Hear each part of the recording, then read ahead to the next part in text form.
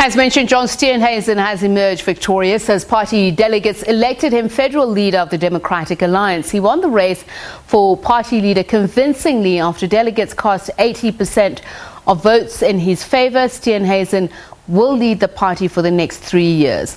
The former DA interim leader was up against KwaZulu-Natal member of legislature Mbali Ntuli. During his acceptance speech, Steenhuisen paid tribute to his contender for putting up a formidable campaign. Meanwhile, Helen Zille beat Mike Moriarty for the position of Federal Council chairperson. I've held presidents accountable as a member of parliament, but never in my wildest imagination did I think that one day I would be a leader of this great party of ours. A dream come true for the 44-year-old. He joined the Democratic Alliance in the 90s. John Steenhuisen has been an active member of his party within his province. He served as caucus leader of the DA in the KwaZulu-Natal legislature and as a provincial leader. In 2011, he joined the National Assembly and 4 years later was appointed as a DA chief whip, serving under the tenure of Mmusi Maimane. Last year, he was elected as interim leader of the DA. 88.6% of the delegates voted for their preferred candidate, and Steenhuisen won 80% of the vote. In his acceptance speech, Steenhuisen promises to give power back to South Africans. This is what the DA will offer under my leadership. People power, not state power. People have sometimes had endless debates about the meaning of liberalism in today's world. But for me, liberalism in its purest form is a commitment to give power to the people so that they can decide for themselves how to build lives of value. Steenhuisen also lauded his contender, Mbali Ntuli, for putting up an impressive campaign. As for Ntuli, she welcomed Steenhuisen's victory, saying democracy had won. He is now our leader and we will all get behind him and we will support him in any endeavour that he wants to do in terms of trying to get the party to make South Africa a prosperous place. I think that is the democratic outcome and we are all Democrats here. We're not fighting, it was a contestation of ideas. And I'm very proud that KZN is also a winner in this particular race because we're both from this province. So I hope that we'll be focusing a lot more also on trying to talk about KZN issues. Meanwhile, Ivan Meyer was elected uncontested as federal chairperson. Refilo Ntseke was elected as first deputy federal chairperson, followed by Anton Bredal and Jack Small. Helen Zille made a comeback as the party's Federal Council chairperson with 69% of the votes cast. James Masango and Thomas Walters were elected as the deputies uncontested, whilst Dr. Dion George was elected as chairperson of Federal Finance, also uncontested. Natasha Piri, SABC News, Johannesburg. So we continue to talk about this. John Steenhuisen winning the leadership battle for the Democratic Alliance against contender Mbali Ntuli.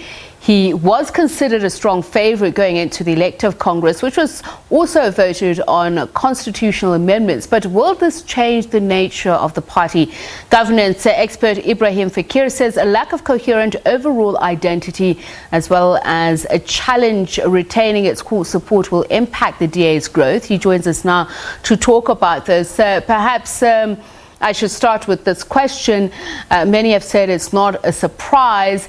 Were you expecting this result, this margin in terms of the landslide victory that Steenhuisen won this by? Good evening, Tipiso, and I'm sorry I couldn't join you, given the blackouts that we've had. So we're sitting without electricity, but here we are. Look, I mean, I wouldn't want to say I'm surprised or that it's unexpected, because any election is one which must throw up a surprise. That's why you have a contest. So, look, it was, I think the indicators were clear that Steenhuisen was in the lead simply because he had the power of incumbency. Firstly. Secondly, he had the declaration of a fair number of structures and of people in the party who declared openly that they would be voting for him. So I think that had become clear. That takes nothing away from Mbali Ntuli, who actually mounted a fairly reasonable campaign. I was surprised at the margin by which Steenhuisen won. Now, I think when they voted on this resolution, and one of the resolutions in particular piqued my interest, which is where they sponsored a resolution saying, should the DA have a deputy leader? And I thought, perhaps if the margins were closer, if there was a smaller margin of victory, you could, to be more inclusive, to take away the sting out of the contestation, to dampen the acrimony that sometimes emerges out of these bruising contests, that you would have a deputy leader and that you actually reach out to someone in another faction of the party. Of course, those things have their fears because it creates, as is famously called in the ANC, two centers of power, and people think that, the deputy leader rallies and works against the leader when the interests don't coincide. All right. So I think that would have been unfounded fear. And I want to get to that comparison in just a moment, because it's something that you've written about the DA and the ANC, but you call it a haphazard, uncoordinated party, and you also refer to an old guard or older white members whom you say are patronizing to fellow members. Do you see this as a quality or qualities that are embedded in the DNA of the party, and will the new leader be able to bring about change to all of these characterizations?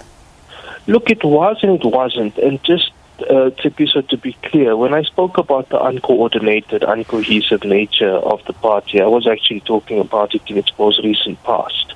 So until the point at which they reached the 2019 election. So I think after the election of Mmusi Maimane, there was quite a wishy-washy, prevaricating approach in the way in which the party behaved, not just in terms of policy, but also in terms of using internal discipline and so on. So that was characterizing that period, and I think it showed in the way in which, from issue to issue, there would be a serious degree of prevarication. So at one moment they would be supporting race-based redress, on another moment they would not. On one instance they would say things like expanding the welfare system and the welfare state is a bad thing, we must actually cut it back. In another moment the then leader of the party would be saying, no, we can actually double social grants. So that's what I was referring to. Now, with regard to the patronage, the bigotry, the kind of paternalism that exists in the party, I think that's still there. Just 2 days before, one of the older party stalwarts, Douglas Gibson, had written in one of the publications that he thought Mbali Ntuli was too young and too inexperienced and had never served a day in Parliament and so on, ignoring the experience that she has in building the party from the grassroots in the areas where she's been, firstly. Secondly, serving terms in the provincial legislature, where the rules of engagement are pretty much the same as they are in Parliament. Of course, Parliament is a slightly grander stage, but that doesn't take away that you have accumulated that experience. She's been the youth leader.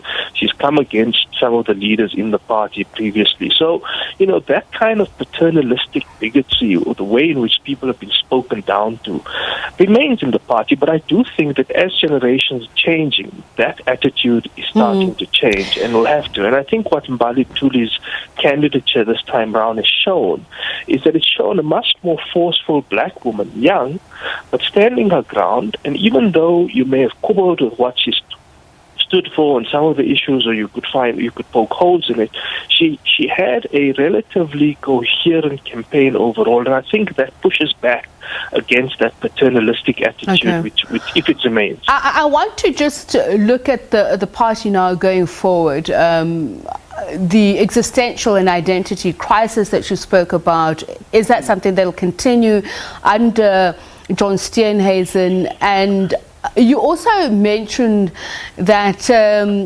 given the policy directive and the constitution that has been adopted, you pose a question about the DA as an alternative ANC, or is the DA an alternative to the ANC? So going forward, what do you see them? Should they occupy the levers of power? Will they fall into the same traps that the governing party has? No, look, I mean, I think as they accumulated more power, more influence, and control bigger budgets, they started mirroring some of the same problems, similar problems, factionalism inside, groupings against each other, some of it on the basis of race, some of it on the basis of ideology, in some instances even people who on the basis of who they are, for example, Helen Zille. And then you had the application of discipline and rules on an uneven basis, right? So, you know, some people can be disciplined for certain things, but others are not. Even if their crime is or their offence is much more egregious in that instance. But be that as it may, I think that they are now refining their identity for good or ill. Now, many people are not going to like it because it is a much more supply-side driven economistic approach. It is an approach which says more austerity, smaller state. So a much more classically liberal approach. But what it will do, it will stand and have firm roots in an outlook which is not going to be as wishy-washy as it was over the past 6 years, firstly. Secondly, it's going to mirror a much more muscular party, which, of course, offended large numbers of people previously. But if you look at the periods of growth that the DA underwent, in the periods in which they were a much more muscular liberal party, their growth was much bigger than it has been in eras before that. Now, when they were wishy-washy, the period 2015 to 2019, in the 2016 election, sure, they picked up some greater support in local government. But come the 2019 election, because of that prevaricating leadership, you saw a decline. So what will happen is that I think that they will now start to incrementally grow because voters do go, even sometimes they may not like it for strategic reasons, they go for a party which is much more clearer about who they are. That's not going to mean mass support, and I don't think that that's what the DA can realistically aim for now. What they need to aim for is consolidate organizationally inside the party, firstly. Secondly, try to reach out to some of the voters that they lost in 2019, and not all of them, contrary to popular opinion, went to the right flank to vote for the Freedom Front Plus. There's a fair number of black voters who didn't vote for the DA in 2019 because they either stayed away or they decided Ramaphosa is a much more genuine article, so let's vote Ramaphosa. They can likely go back to that party. So they must try and consolidate that too, and then try to reach out to a cohort of newer voters. And that's not going to be a mass scale capture of new voters, but at least it's tried to make incremental gains. And then lastly, to consolidate an opposition agenda nationally and to have a more coherent approach where they do govern in the Western Cape and in other municipalities. Thank you so much for your time and insights. Governance expert Ebrahim Fakir.